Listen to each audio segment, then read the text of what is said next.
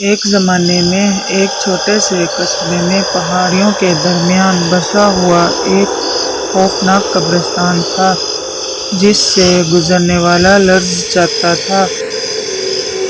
قبرستان کے چاروں طرف درختوں کی گھنی چھتری میں چاند کی روشنی بامشکل چمک رہی تھی، جس سے خوفناک سائے بن رہے تھے جو قبر کے پہاڑوں کے پار جاتے دکھائی دے رہے تھے۔ ان خوفناک واقعات کی کہانی ہے جو اس ویران پر پیش آئی۔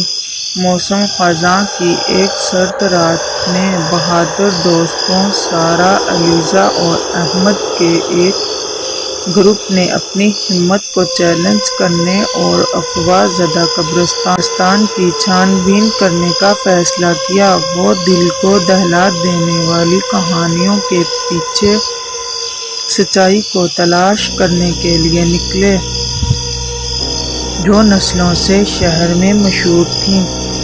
قبرستان میں داخل ہوتے ہی ماحول تناؤ سے گہرا ہو گیا۔ ہوا بھاری محسوس ہو رہی تھی اور الو کی خوفناک آواز سنائی دے رہی تھی۔ دوست قبر کے پتھروں کی قطاروں کے درمیان احتیاط سے چلتے تھے۔ ان کی روشنی کی کرنوں سے مرحوم کے نام اور تاریخیں معلوم ہوتی تھیں۔ ہر قبر میں سنانے کے لیے ایک کہانی نظر آتی تھی، ایک ایسی زندگی جو کبھی پھولی پھلی تھی لیکن اب ختم ہو چکی تھی۔ جیسے ہی وہ قبرستان میں آگے بڑھے، سارہ نے ایک قبر کے نشان کو دیکھا۔ تختی کو پڑھتے ہوئے جب اس نے پری کا نام دیکھا تو وہ کانپ گئی۔ بزرگوں کا کہنا تھا کہ پری ایک نوجوان عورت تھی جو پراسرار حالات میں مر گئی، اور کہا جاتا ہے کہ اس کی بے چین روح قبرستان کو پریشان کرتی ہے۔ اس گروپ نے کہانیوں کو محدود توہمات کے طور پر مسترد کر دیا اور اس کی تلاش جاری رکھی۔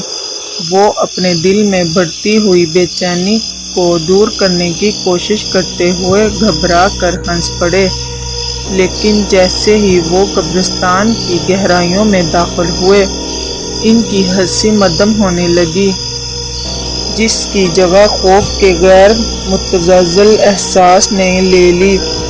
احمد کی ٹارچ اچانک نیچے گر گئی۔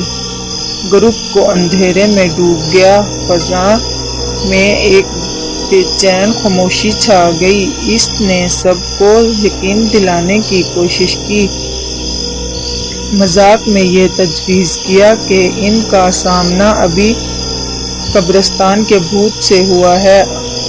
اساتذہ ہنسی اس کے پیچھے آئی، لیکن یہ ان کے خوف کو چھپانے میں ناکام رہی۔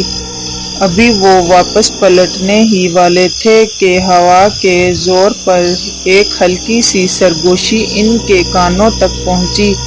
دوستوں نے محتاط نظروں کا تبادلہ کیا۔ ان کی سانسیں تیز ہو گئی تھیں۔ سارہ کی ٹارچ کی روشنی نے پری کی قبر کے قریب کھڑی ایک سایہ دار شخصیت کو روشن کیا۔ انہوں نے اپنی سانس روکی۔ یقین نہیں تھا افسانہ سچ ہے یا نہیں۔ جیسے ہی وہ احتیاط سے اس شکل کے قریب پہنچے، اس نے آہستہ آہستہ چاندنی کی شکل اختیار کر لی۔ یہ ایک نوجوان عورت تھی جو ایک سفید گاؤن میں مصلوب تھی۔ اس کے سیاہ بال اس کے کندھوں سے نیچے آ رہے تھے۔ وہ سب خاموش اور ڈرے ہوئے تھے۔ عورت ان کی طرف متوجہ ہوئی۔ اس کی آنکھیں کھلی اور غمگین تھیں۔ کانپتی آواز کے ساتھ سارہ نے طنزیہ شخصیت کو مخاطب کرتے ہوئے پوچھا کہ کیا وہ پری ہے؟ عورت کے ہونٹ لرزنے لگے جب اس نے دھیرے سے سر ہلایا۔ اس کی آواز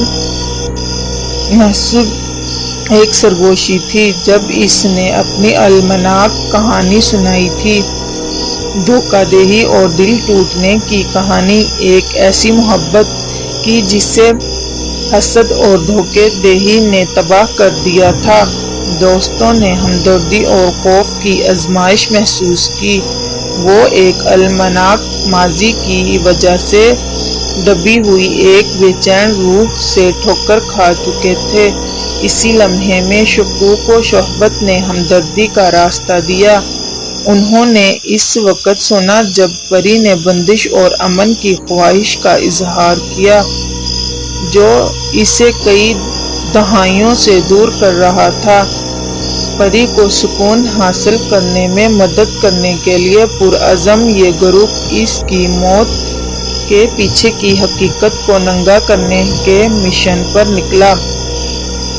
انہوں نے پرانے ارکازوں کو تلاش کیا اور ان بزرگ رہائشیوں کا انٹرویو کیا جن کے پاس کہانی کے ٹکڑے تھے۔ انہوں نے جس چیز کا پردہ فاش کیا وہ جھوٹ اور رازوں کا جال تھا جو نسلوں سے پوشیدہ تھا۔ سچائی سے لیس دوست قبرستان میں واپس آئے۔ ان کے دل غم اور امید کے امتزاج سے بھاری تھے۔ دلی التجا کے ساتھ انہوں نے پری کی بے چین روح کا سامنا کیا، اس کی کہانی کو روشنی میں لانے اور اسے ماضی کی زنجیروں سے آزاد کرنے کا وعدہ کیا۔ جب وہ بول رہے تھے، ایک نرم سنہری روشنی نے پری کو گھیر لیا اور ایک پرامن مسکراہٹ اس کے ہونٹوں پر پھیل گئی۔ ہوا نے قبرستان میں سکون کا احساس دلایا کیونکہ پری کی روح رات میں مدھم پڑ گئی۔ آخر کار وہ سکون مل گیا جس کی اس نے بہت دیر سے تلاش کی تھی۔ دوستوں نے حیرت سے دیکھا۔ ان پر کامیابی اور بندش کا احساس چھا گیا۔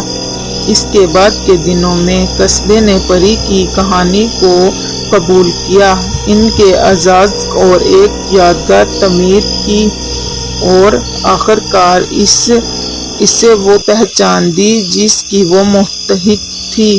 وہ قبرستان جس نے کبھی خوف پیدا کیا تھا اب اس میں تعظیم اور ہمدردی کا احساس ہے، اور اس طرح خوفناک قبرستان میں دوستوں کا ایڈونچر، چھٹکارے، معافی اور گہرے زخموں کو بھرنے کے لیے انسانی طلب کی طاقت کی کہانی بن گیا۔